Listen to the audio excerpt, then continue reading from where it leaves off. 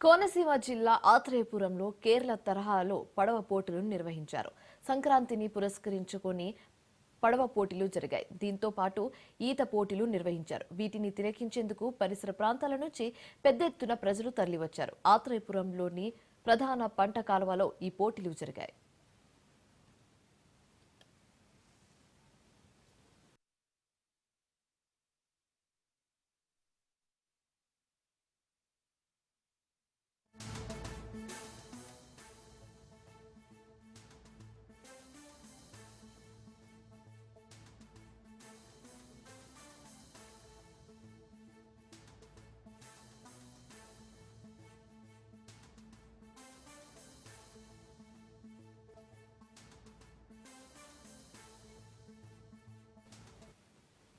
కోనసీమ జిల్లా ఆత్రేయపురంలో కేరళ తరహాలో నిర్వహించారు.